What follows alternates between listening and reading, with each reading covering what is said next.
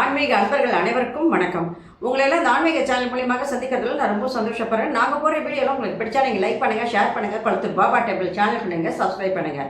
இன்னைக்கு ஆண்டாள் அருளிய திருப்பாவை பாடல் 5 பாடி அதற்கான விளக்கங்களை கொடுக்க வந்திருக்கேன்.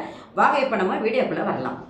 மாயனை மண்ணு வடமதுரை மைந்தனை தூய பெருநீர் யமுனை துறைவனை ஆயக்குளத்தில் தோன்றும் மணிவிளக்கை தாயை குடல் விளக்கம் செய்த தாமோதரனை தூயோமாய் வந்து நாம் தூமலர் தூவி தொழுது வாயினால் பாடி மனதினால் சிந்திக்க போய பிழையும் புகுதருவான் நின்றனவும் தீயினால் தூசாகும் செப்பேலோ ரெம்பாவாய். இது பாடல். இப்ப இந்த பாடலுக்கான விளக்கம். இது பெண்களை சிறப்புகளை கூறுவதாக அமைந்த ஒரு பாடல். இந்த பாடல் பெண்களுடைய சிறப்புகளை பற்றி கூறுது. மாயை என்றால் சுத்தமாயா அசுத்தமாயா? சுத்தமாயா என்பது கெட்ட எண்ணங்களையெல்லாம் ஒழித்து நல்ல சிந்தனையோடு நல்ல செயல்களோடு உலக பற்றுதல்களை எல்லாம் நாம் நீக்கிவிட்டு இறைவனோடு ஒன்றுபடுதல் தான் சுத்தமாயா. நான் உங்களுக்கு பல தடவை சொல்லியிருக்கேன், புற தூய்மை மன தூய்மைன்னு. அதனால அதுதான் இப்ப திருப்பி திருப்பி உங்களுக்கு வந்துட்டே இருக்கு. அப்போ அந்த மாதிரி சொல்லும்போது சுத்தமாயா அப்படின்ட்டு நீங்க பார்த்துட்டீங்க. அசுத்தமாயா என்பது உலக பற்றுதல் காரணமாக ஆசையை நாம ஒழிக்காமல் அழியும் பொருள் மீதெல்லாம் நம்ம ஆசை வச்சிருக்கோம். அதனால இறைவன் கிட்ட நம்மளால நெருங்க முடியல. அதுதான் உங்களுக்கு அசுத்தமாயா. இப்ப இதுல பாடல் என்ன சொல்ல வந்திருக்காங்கன்னா, வடமதுரையில் தோன்றிய யமுனை கரையில் வருது இல்லையா?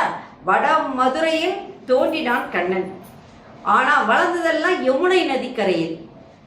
அந்த யமுனை நதிக்கரையிலே வளர்ந்து தூய்மையும் பெருமையும் சிறப்பும் மிக்கதாக அவனுடைய செயல்கள் எல்லாம், அங்கே கண்ணனுடைய செயல்கள் எல்லாம் இருந்த காரணத்தினால் அந்த யமுனை நதிக்கு மேலும் பெருமை சேர்ப்பதாக அமைந்தது. ஏன்னா வளர வளர அவருடைய செய்கைகள் எல்லாம், கண்ணனுடைய செய்கைகள் எல்லாம் அனைவரும் பாராட்டத்தக்கதாக அமைந்தது.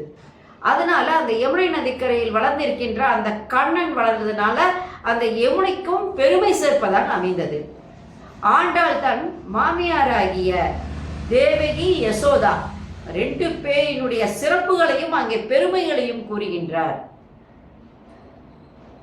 ஆயர்குளத்தில் தோன்றும் மணிவிளக்கை தாயை குடல் விளக்கம் செய்த தாமோதரனை அப்படின்னு சொல்லும் போது தேவகி யசோதா இருவரின் சிறப்புகளையும் அழகாக அங்கே பாடுகிறார். தாயின் கருவறைக்கு பெருமை சேர்த்தவன் அந்த கண்ணன். அதற்காகவே பிறந்தவன் அவன். பெற்றது ஒருத்தி வளர்த்தது ஒருத்தி. பெற்றவளும் வளர்த்தவளும் இருவருமே வணக்கத்துக்கு உரியவர்கள் என்று கூறுகின்றார்.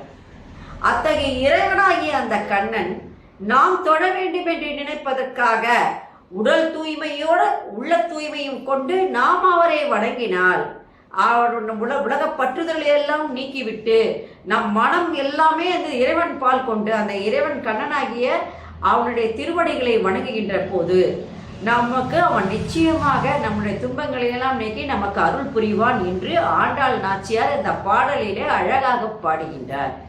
அதனால இந்த பாடலானது பெருமை சேர்ப்பதெல்லாம் பெண்களுக்காக தான். பெண்களின் சிறப்புகளை கூறுவது.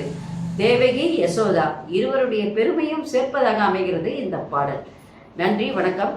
இந்த வீடியோ உங்களுக்கு பிடிச்சா நீங்கள் லைக் பண்ணுங்க, ஷேர் பண்ணுங்க, கொளத்தூர் பாபா டெம்பிள் சேனலுக்கு நீங்கள் சப்ஸ்கிரைப் பண்ணுங்க. நாளைக்கு திருப்பாவை பாடல் 6 பாடி அதற்கான விளக்கங்களை சொல்ல வரேன். நன்றி, வணக்கம். ஓம் Sairam. Subscribe to my channel and please press the bell icon for more videos.